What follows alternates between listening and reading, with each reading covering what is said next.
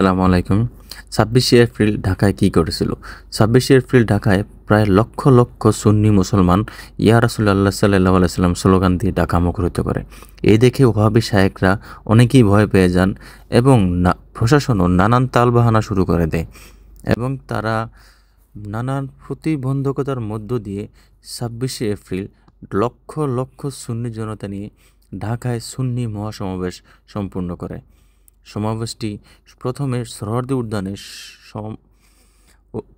আয়োজন করার কথা থাকলেও প্রশাসনের তালবাহানা ও ওহাবীদের চক্রান্তের কারণে সেটি গোপালীবাগ মাঠে দেওয়ার কথা হলেও পরবর্তীতে সেটাকে নিয়ে যাওয়া হয় প্রেস ক্লাবের সামনে।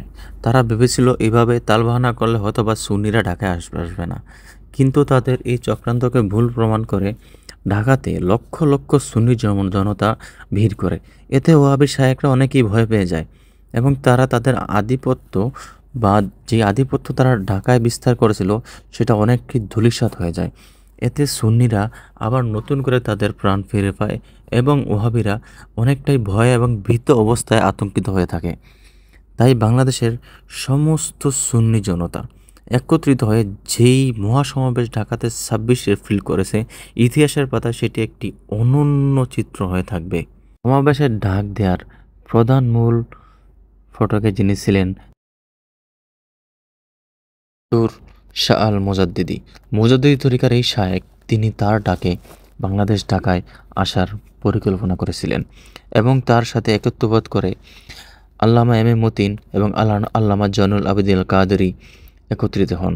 এতেই ঢাকাতে প্রায় লক্ষাধিক সুন্নি মুসলমান একত্রিত হয়ে যায় এবং আন্তর্জাতিক মিডিয়া আল জাজিরাতেও এই মহাসমাবেশ প্রায় লক্ষ লক্ষ সুন্নিরা যে ঢাকা দখল করে ফেলেছিল সেই মহাসমাবেশের কথা উঠে আসে।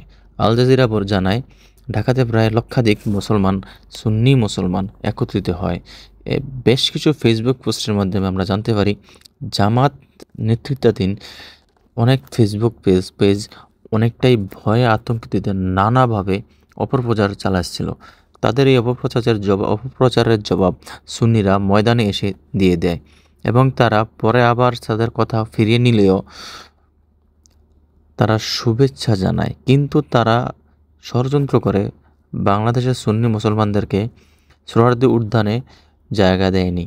এমনকি তারা তাদের বিশেষ কৌশল অবলম্বন করে সোহরাওয়ার্দী উদ্যান যাতে সুন্নিরা মহাসমাবেশ করতে না পারে সেই জন্য সর্বোচ্চ চেষ্টা চালিয়ে যায় এবং নানানভাবে ফেসবুকে তাদের সংগঠনের লোকেরা অপপ্রচার চালায় এবং কি তারা স্বৈরাচারের দোসর হিসাবেও অনেককে গণ্য করেছিল। যখন সুন্নি মুসলমান ঢাকা দখল করে ফেলে তখন তারা তাদের সুর পাল্টে যায় এবং তারা বোঝে যে তাদের দেশের জনগণ আর তাদেরকে চায় না, তাই তারা সুন্নি মুসলমানদের সুরে সুর মেলায়। এবং কি অবাক করার বিষয় হচ্ছে এটা যে সারা ঢাকা শহরে এত লক্ষ মানুষ হলো, কিন্তু সেখানে একটা জুতা চুরি হলো না, একটা আম চুরি হলো না, একটা কাঁঠাল চুরি হলো না, একটা ডাব চুরি হলো না, এমনকি কেএফসি ভাঙচুর হলো না। সুন্নিরা এতটাই শান্তিপ্রিয় যে ম্যাকডোনাল্ড ভাঙচুর হলো না, কেএফসি ভাঙচুর হলো না, বাটা ভাঙচুর হলো না। যা দেখে আন্তর্জাতিক বিশ্ব সুন্নিদেরকে বাহবা দিতে লাগে এবং সুন্নিরা যে জঙ্গলি না, সুন্নিরা যে শান্তিপ্রিয় সেটার একটা প্রমাণ ঢাকাতে তারা রেখে গেল। ইনশাল্লাহ আবারও যদি বাংলার সুন্নি জনতার আবারও ঢাকায় আসতে হয়, ইনশাল্লাহ বাংলার প্রত্যেকটা গলি থেকে সুন্নি মুসলমানরা একত্রিত হয়ে ঢাকার ময়দানে উপস্থিত হবে। নারে তাকবীর, আল্লাহু আকবার, নারে রিসালাত, ইয়া রাসূলুল্লাহ সাল্লাল্লাহু আলাইহি সাল্লাম।